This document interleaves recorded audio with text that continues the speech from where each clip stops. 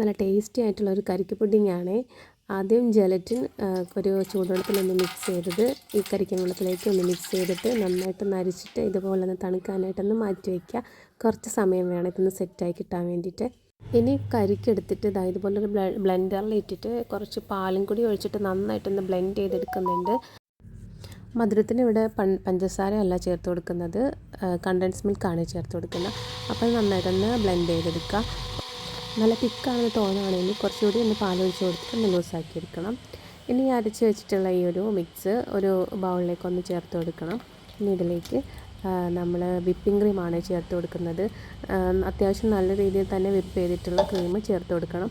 ഈ ക്രീം നമ്മുടെ തിക്നെസ്സിന് ആവശ്യത്തിനനുസരിച്ച് ചേർത്ത് കൊടുക്കുക. ആ കരിക്കിൻ്റെ ടേസ്റ്റ് പോവാതെ വേണം ഈ ക്രീം ചേർത്ത് കൊടുക്കാൻ വേണ്ടി. ക്രീം ഒത്തിരി ആയാൽ കരിക്കിൻ്റെ ആ ഒരു ടേസ്റ്റ് കിട്ടില്ല. അപ്പം നന്നായിട്ടൊന്ന് മിക്സ് ചെയ്തെടുക്കുക. ഇനി ഇതിലേക്ക് പഞ്ചസാരയ്ക്ക് പകരം നമ്മൾ മധുരത്തിന് ചേർക്കുന്നത് കണ്ടൻസ് മിൽക്കാണ്. അതും കൂടി ആവശ്യത്തിന് ചേർത്ത് കൊടുക്കുക. പിന്നെ ഒന്ന് കടിക്കാൻ വേണ്ടിയിട്ട് കുറച്ച് കരിക്കിൻ്റെ കഷ്ണങ്ങളും കൂടി ഒന്ന് കട്ട് ചെയ്തിട്ട് കൊടുക്കുന്നുണ്ട്. അപ്പം അതും സെറ്റായി കഴിയുമ്പോൾ ഫ്രിഡ്ജിൽ വെച്ചിട്ട് നന്നായിട്ട് തണുപ്പിച്ചൊന്ന് സെറ്റായി കഴിയുമ്പോൾ ആ ഒരു നമ്മൾ സെറ്റായി ചെയ്ത് വെച്ചിരിക്കുന്ന ആ കരിക്കിൻ്റെ ഒരു ജെല്ലി ഉണ്ടല്ലോ, അതും കൂടി ഒന്ന് കട്ട് ചെയ്തിട്ട് കൊടുക്കുക. ഇനി ഇതൊരു 2-3 മണിക്കൂർ ഫ്രിഡ്ജിൽ വെച്ച് സെറ്റാക്കിയിട്ട് കഴിക്കാൻ നല്ല ടേസ്റ്റാണ്.